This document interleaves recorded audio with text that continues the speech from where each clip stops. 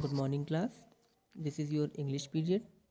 सो आज हम लोग इंग्लिश में अपना विंड चैप्टर के क्वेश्चन एंड आंसर करेंगे।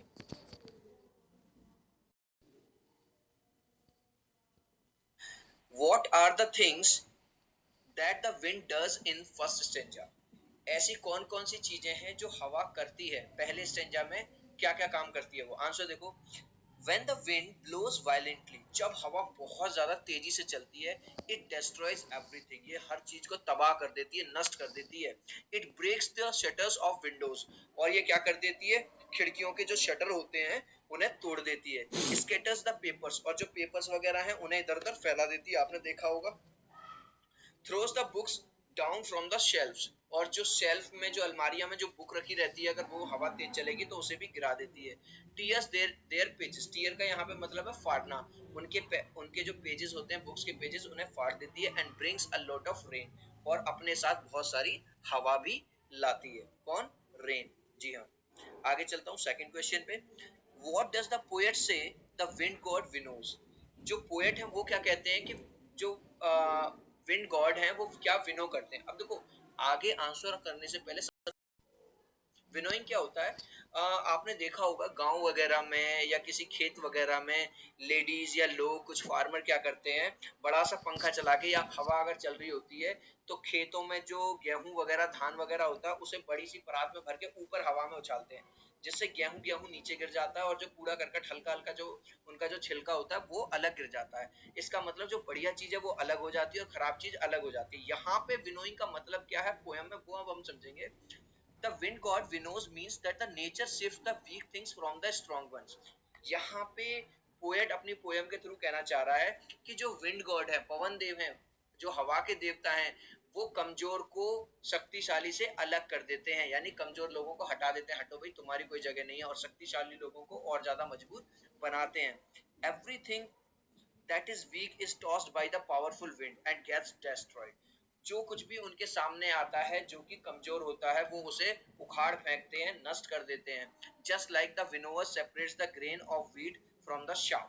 और जिस तरह से एक विनोवर, जिस तरह से वो छानने वाला, मतलब वो जो पर्सन है जो कि क्या कर रहा है, विनोइंग कर रहा है, जो एग्जांपल मैंने अभी आपको दिया था, जिस तरह से वो धान में से, ग्रेन में से उसके जो शाफ हैं, जो छिलके वगैरह हैं, वो अलग कर देता है, हवा उसे अलग कर देती है, उसी तरह पवन देव यानी हवा क्या करती है, जो कमजोर लोग हैं उन्हें मजबूत लोगों से अलग कर देती है। Similarly the wind god separates the weak from the strong. इसी तरह से जो विंड गॉड है वो कमजोर लोगों को या कमजोर चीजों को मजबूत चीजों से अलग कर देते हैं। यहाँ पे बस थोड़ा आप लोगों को समझने वाली बात ये है कि देखो भाई, जो हवा चलेगी तो जो पेड़ पौधे, सॉरी, जो हल्की फुल्की चीजें वो इधर उधर उड़ेंगी, हल्की फुल्की जो खिड़कियों के जो शटर्स वगैरह हैं वो बड़बड़ बड़बड़ आवाज आएगी, ये हो गया। लेकिन जो मजबूत चीजें हैं, मजबूत दीवारें हैं, मजबूत घर है, वो कितनी भी हवा चले वो ऐसी ही बनी रहेगी। छोटी मोटी अगर कोई आग जल रही है तो वो बुझ जाएगी, लेकिन बड़ी आग जल रही है तो वो और ज्यादा फैलेगी, जैसे कि जंगल की आग।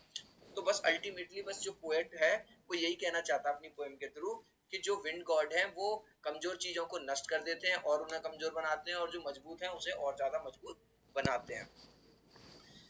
थर्ड क्वेश्चन देखो भाई, what should we do to make friend with the wind? हमें पोएट के अकॉर्डिंग करना क्या चाहिए अगर हमें विंड को अपना दोस्त बनाना है तो। आंसर देखो, we must make ourself strong to face the violent wind. हमें अपने आप को स्ट्रांग बनाना पड़ेगा विंड, वायलेंट विंड मतलब बहुत तबाही लाने वाली विंड से बचने के लिए हमें सबसे पहले अपने आप को स्ट्रांग बनाना होगा। when we will be strong, जब एक बार हम स्ट्रांग बन जाएंगे, the wind will not harm us, जो विंड क्या करेगी वो हमें कोई नुकसान नहीं पहुंचाएगी। Instead it will become a friend and help us to grow and flourish। जबकि इसकी बजाय क्या करेगी, वो हमें ना तो नुकसान पहुंचाएंगी, बल्कि अगर हम स्ट्रांग बन जाएंगे वो हमारी दोस्त बन जाएगी और हमें फ्लरिश करने में, हमें ग्रो करने में, हमें आगे बढ़ाने में हमारी हेल्प करेगी। अब चलता हूँ लास्ट क्वेश्चन की तरफ, जो कि चौथा question. What do the last 4 lines of the poem mean to you? जो आखिरी की जो 4 लाइन है उनका मतलब क्या है आपके लिए? तो आंसर देखो, the last 4 lines of the poem carry an important message. जो आखिरी की 4 लाइन है उसमें एक इम्पोर्टेंट मैसेज बताती है पोएम, क्या? That the strong people emerge stronger and victorious. जो स्ट्रॉन्ग पीपल है वो और ज्यादा स्ट्रॉन्ग हो जाते हैं, और विक्टोरियस मतलब जीत के बाहर आते हैं इन the face of adversities, means विपत्ति के टाइम पे जब कोई मुसीबत आती है तो पोएम एक्चुअली जो मैसेज देना चाह रही है वो ये देना चाह रही है कि जो इंसान मजबूत होगा, जब उस पर कोई परेशानी आती है, जब उस पर मुसीबतों का पहाड़ टूटता है, तो वो अंदर से और ज्यादा स्ट्रांग होकर बाहर निकलता है। जैसे कि जब एक कच्ची मिट्टी जब एक भट्टी में जाती है तो वो बाहर जब निकलती है तो वो मजबूत ईंट बन के निकलती है। पहले तो वो उसे कोई हल्की सी चोट से भी मिट्टी मिट्टी कर सकता था, लेकिन आज वो ऐसी हो गई है कि अगर किसी के सिर पर पड़ जाए तो उसका सिर ही फोड़ दे, उसका खोपड़ा फोड़ दे। Burning fire. और हमें अपने आप को किस तरह से बनाना चाहिए? मजबूत बनाना चाहिए, बर्निंग फायर की तरह। विच ग्रोज एंड फ्लरिशेस, जो क्या करती है? ग्रो करती है और फ्लरिश करती है, मतलब और ज्यादा फैलती है।